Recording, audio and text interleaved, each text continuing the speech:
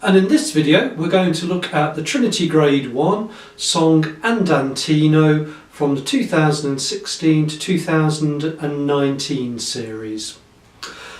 The first thing that really hits me about this song is that we're going to be doing some movement with the left hand up and down the guitar neck. So a really good thing to look at first before starting to play the song is perhaps just to practice how we're going to move that left hand up and down the neck. So if I start off, we have two open strings, B and G, which are played with the middle finger and the index finger to get the nice alignment across the strings. We're going to play an A and a C, fingers 1 and finger 2.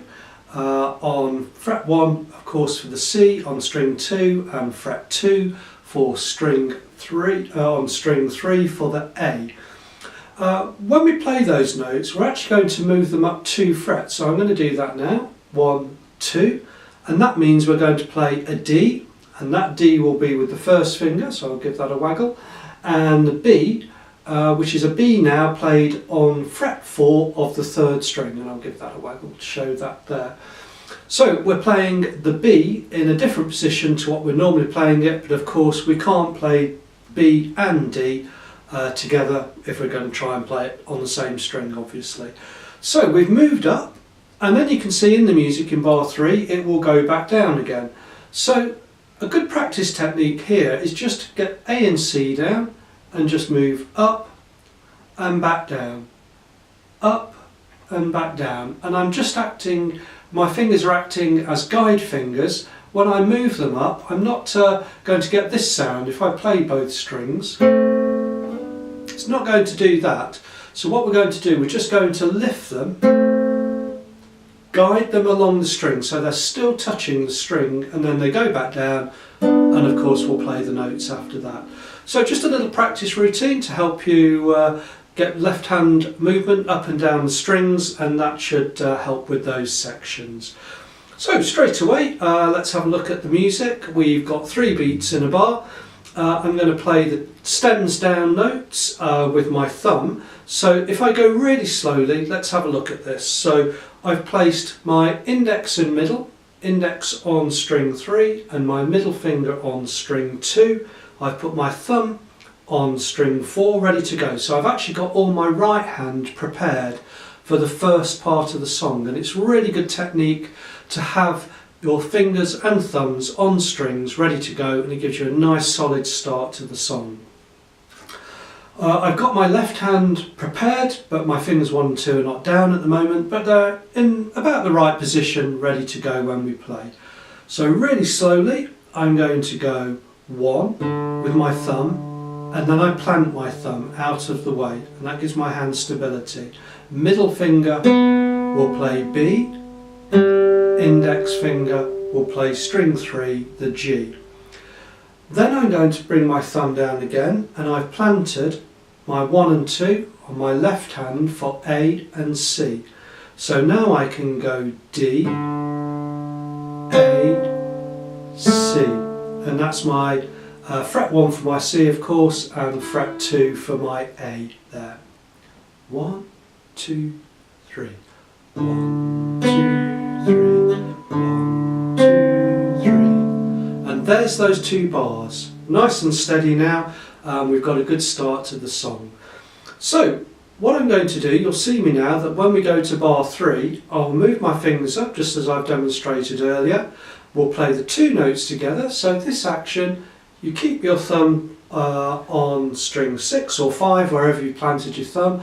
There's a tied note underneath on the bass, so no need to play the bass note underneath. It's just index and middle, and you can see all I'm doing there is just a waving motion with my fingers and bringing them in to play the 2 notes together, I and M together. Then back down. So index and middle are always playing on strings 3 and 2 in this part of the song. So from the beginning, 1, 2, 3. 1,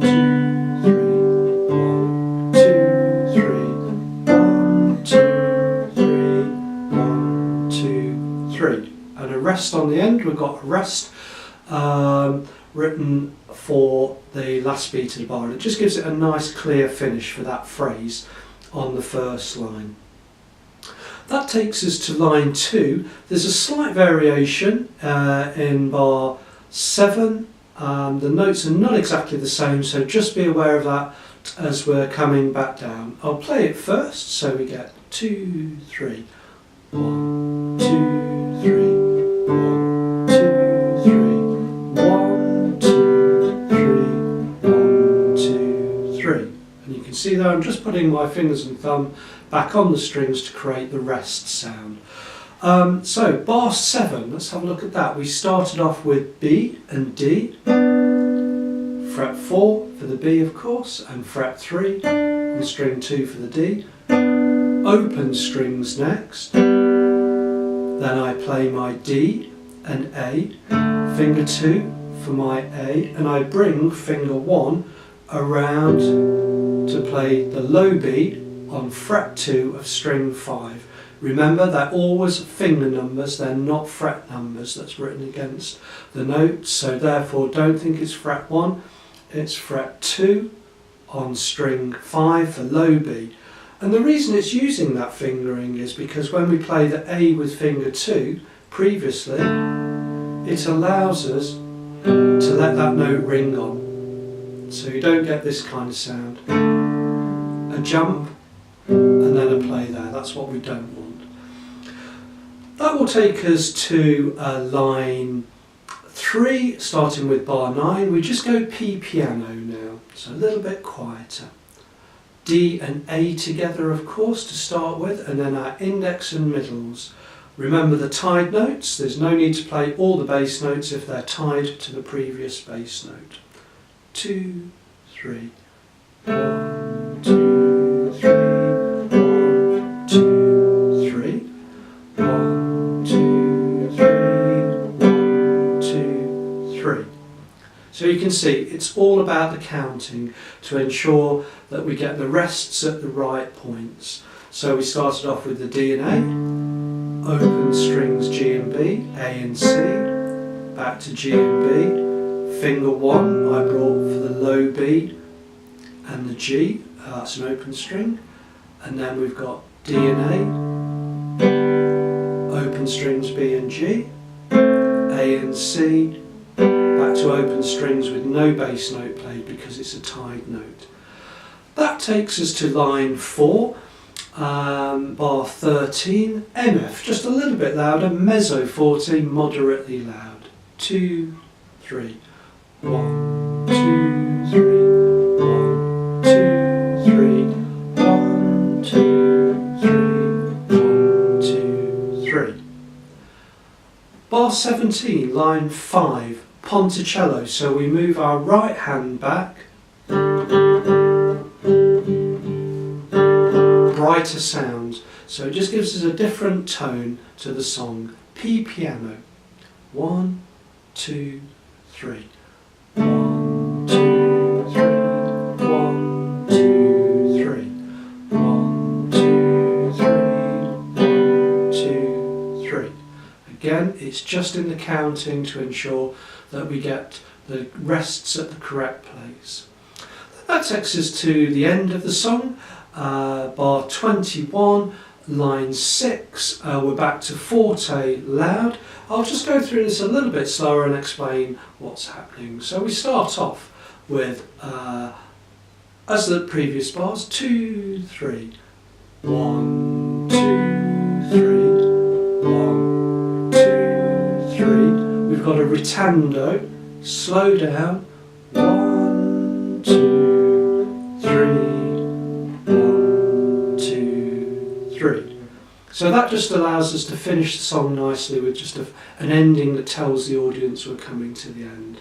So let's have a little play of that at a slightly faster tempo to hear how that sounds. 1, 2, 3. 1, 2,